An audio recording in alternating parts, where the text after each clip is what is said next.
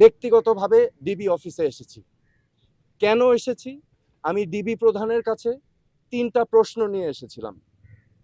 আমার প্রথম প্রশ্ন ছিল যে এই 6 জন সমন্বয়কারীকে গ্রেফতার করা হয়েছে নাকি সেফ কাস্টডিতে নেওয়া হয়েছে। দ্বিতীয় প্রশ্ন, যদি অ্যারেস্ট হয়ে থাকে তাহলে আমার কোনো প্রশ্ন নাই, আমার কোনো দাবি নাই, কিন্তু যদি সেফ কাস্টডি হয়ে থাকে তাহলে আমি তাদের সাথে দেখা করতে চাই।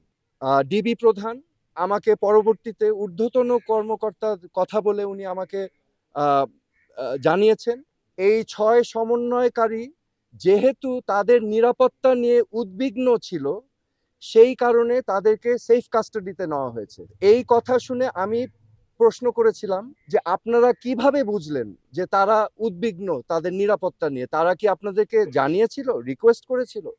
আমাকে তখন তিনি জানিয়েছেন না, ওনারা বুঝতে পেরেছেন মনিটরিং করে। যেহেতু তারা সেফ কাস্টডিতে, আমি তখন রিকোয়েস্ট করলাম আমি তাদের সাথে দেখা করতে চাই।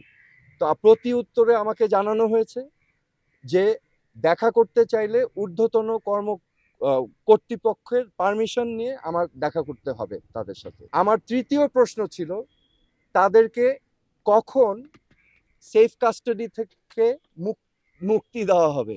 এই প্রশ্নের জবাবে তিনি বলেছেন যে ঊর্ধ্বতন কর্তৃপক্ষ যখন ওনাকে নির্দেশনা দিবেন তখনই ওনাদেরকে ছেড়ে দেওয়া হবে। সেফ কাস্টডি আমার জানা মতে একজন নাগরিক যদি রিকোয়েস্ট করে তাহলে সেফ কাস্টডিতে নেওয়া যেতে পারে, কিন্তু রিকোয়েস্টের বাইরে যদি কাউকে সেফ কাস্টডিতে নেওয়া হয় এটা কি আসলে সেফ কাস্টডি না এটা অ্যারেস্ট? এই ছাত্র আন্দোলন, কোটা সংস্কার আন্দোলন নিয়ে যে সকল ক্ষয়ক্ষতি হয়েছে, ক্ষয়ক্ষতি কিছুই না। ক্ষয়ক্ষতি কেন কিছু না? এই ক্ষয়ক্ষতি যেই সম্পদের ধ্বংস হয়েছে সেগুলো তো জনগণের ট্যাক্স দিয়েই করা হয়েছে। এগুলো জনগণের সম্পদ, এগুলো হয়তো ভবিষ্যতে আমরাই আবার গড়ে নিব, কিন্তু একটি প্রাণ যেটা আমরা হারিয়েছি, একটি প্রাণও কি আমরা ফেরত পাবো? এই প্রাণ কি ফিরে আসবে? আমাদের মনে রাখতে হবে মুখ্য জিনিসটা কি, প্রাণের মূল্য কিন্তু কোটি কোটি কোটি কোটি কোটি টাকার থেকেও অনেক বেশি, তা অমূল্য।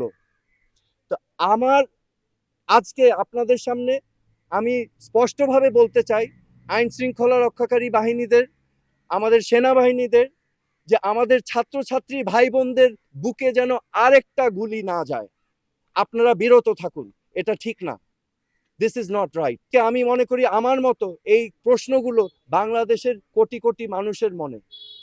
তো আমি আপনাদের হয়ে আমি এখানে এসেছি আজকে, এজন্যই আমার আশা।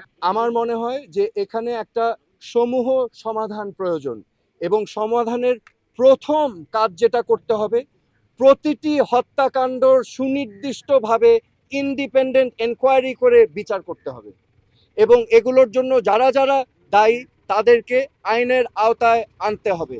বিচার বহির্ভূত কোনো হত্যাকাণ্ড করা যাবে না, এবং আমাদের এই সমাধান রাজনৈতিকভাবে করতে হবে। এই সমাধান সবাইকে নিয়ে আলোচনার মাধ্যমে করতে হবে। এই সমাধান করার জন্য প্রথম শর্ত আমি যেটা বললাম যে বিচার করতে হবে।